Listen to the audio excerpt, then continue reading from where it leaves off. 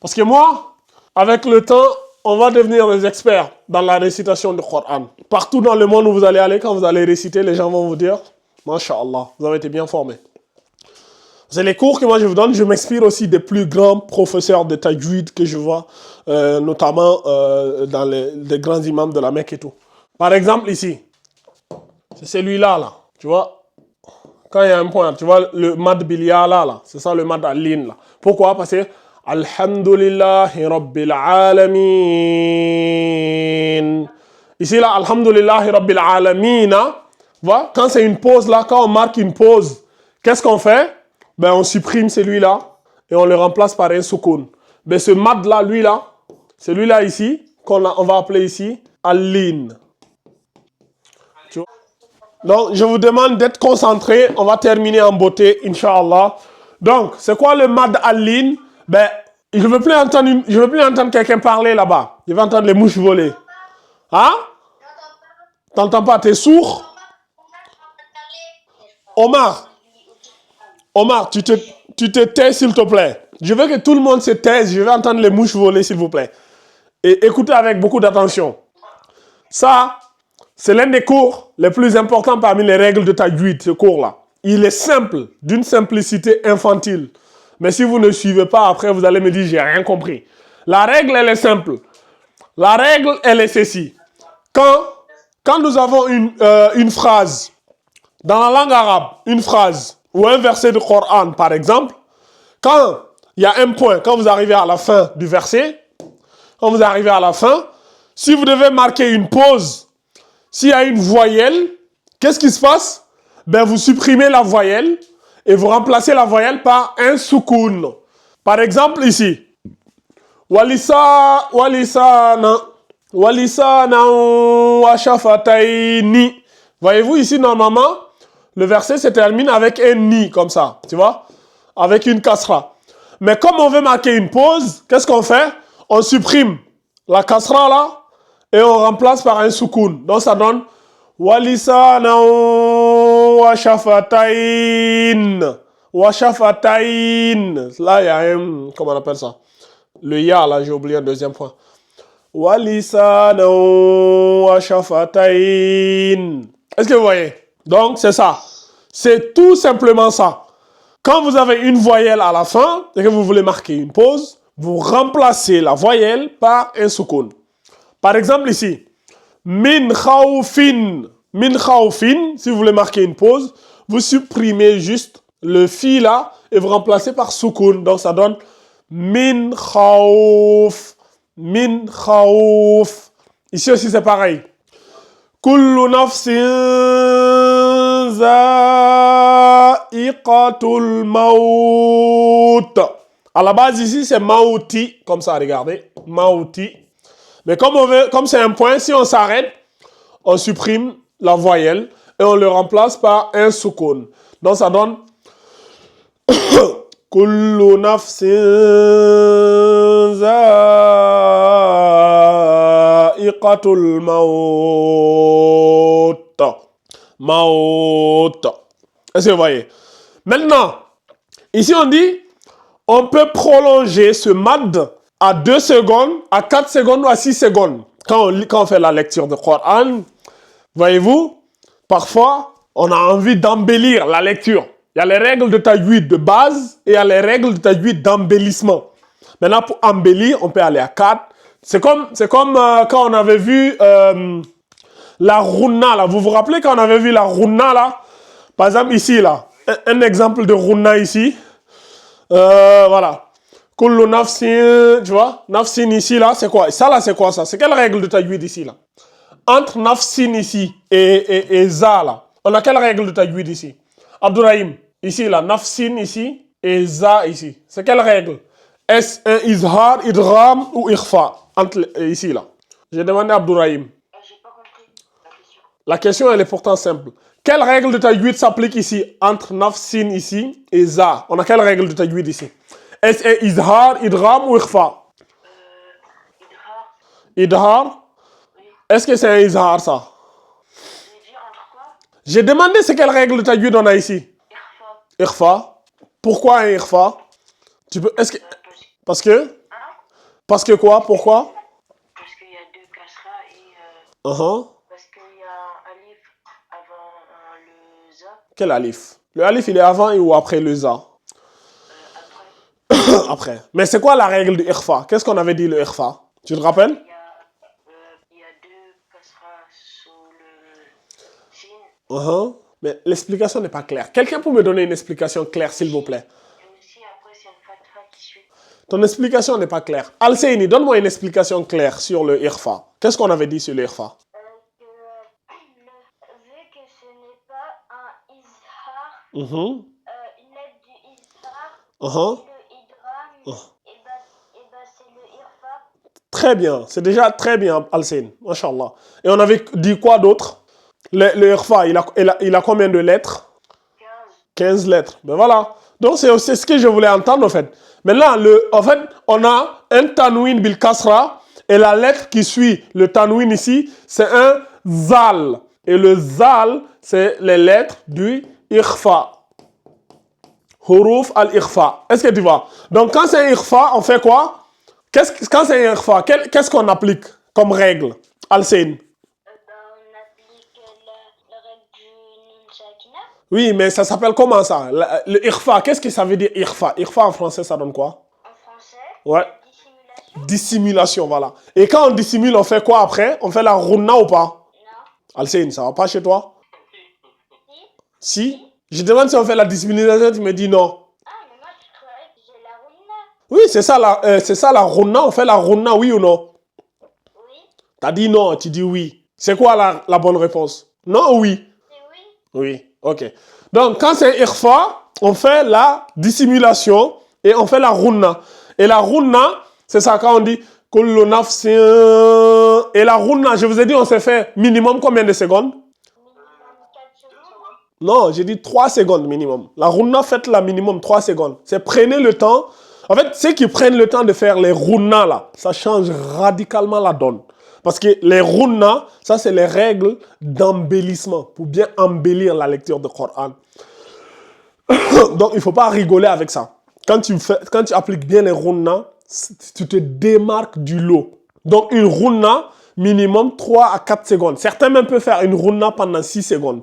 Les experts des règles de tajwid, quand ils font, toi-même tu écoutes, tu Inch'Allah, bien, on aura le temps de regarder des vidéos plus tard. Peut-être pas aujourd'hui, mais dans les jours, les semaines à venir. Vous allez voir les experts, comment ils commentent les règles de tajwid. Donc, ici, ça va donner quoi? Quand on applique bien la runna, ça donne Kullu nafsin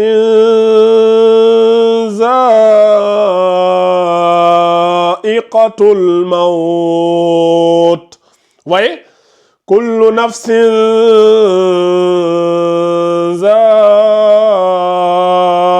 za'iqatul maut. Donc, apprenez à bien faire les runna. Essayez de voir. Donc, voici ici la règle. Maintenant, pourquoi j'avais dit ici, on peut prolonger à l'équivalent de 2, 4, 6, mais c'est pareil comme la runna. Walisana wa shafatain. Par exemple, je vois un exemple. Alhamdulillahi Rabbil Alamin. C'est Alamina, mais vous voyez, Alhamdulillahi Rabbil Alamin. Donc le in là ici, on peut l'allonger en 2, 4, 6 secondes. On le verra, Inch'Allah ta'ala, quand nous allons commencer la lecture du Coran. Ar-Rahman Ar-Rahim. Malik Yawmiddin. Tu vois, on peut l'allonger en 2, 4 ou 6. Ça sera maintenant en fonction de ce que vous voulez donner comme sonorité, comme récitation.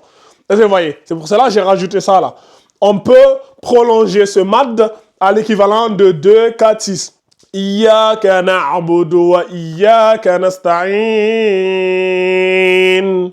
Tu vois? On verra ça, Inch'Allah, prochainement. Donc, cette phrase-là, vous gardez ça au chaud et vous allez voir comment on va appliquer ça. Parce que moi, avec le temps, on va devenir des experts dans la récitation du Coran. Partout dans le monde où vous allez aller, quand vous allez réciter, les gens vont vous dire, Masha'Allah, vous avez été bien formés. C'est les cours que moi je vous donne. Je m'inspire aussi des plus grands professeurs de tajwid que je vois, notamment dans les grands imams de la Mecque et tout. Alors, est-ce que Vous avez compris la leçon? Abdourahim, Oui, t'as compris? oui. Vas-y, explique-moi. Qu'est-ce que t'as compris?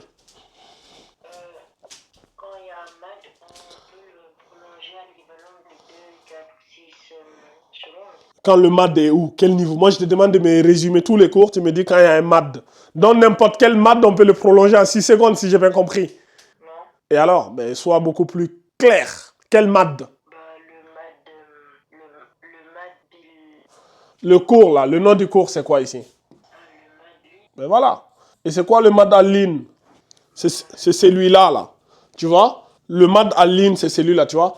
Walisanan wa shafatayn. Tu vois? C'est celui-là. Ou alors ici, tu vois? Kullu nafsin za'iqatul maut. En fait, j'ai pas un exemple beaucoup plus clair. Par exemple, Alhamdulillahi Rabbil Alamin. Attends, je vais noter ça. Je pense que je vais noter ça. Je vais ouvrir une autre page. Vous allez... Il y avait des exemples qu'il nous avait donné sur Mataline. Je vous avais donné quoi comme exemple?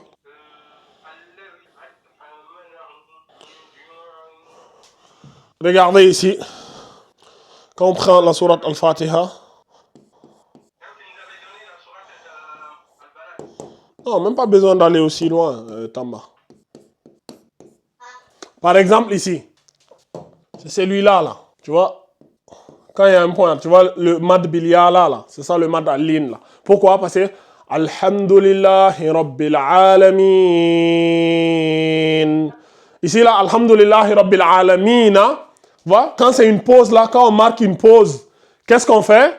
Ben on supprime celui-là et on le remplace par un soukoun. Ben ce mad là, lui là, celui-là ici, on va appeler ici al-lin. Tu vois? Hein?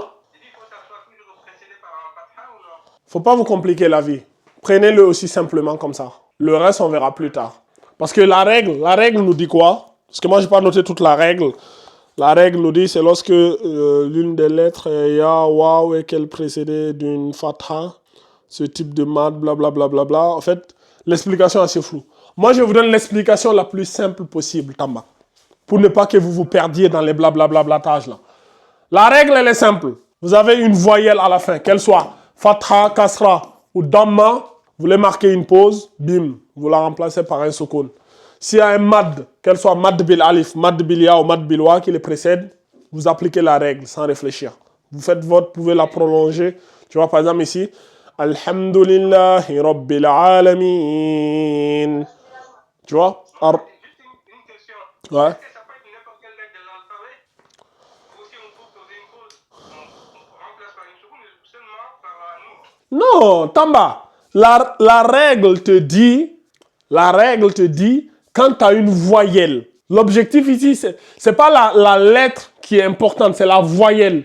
Est-ce que tu vois? Ah, voilà, c'est ça que j'essaie de comprendre. Oui. Peu importe la lettre d'alphabet, regarde ici.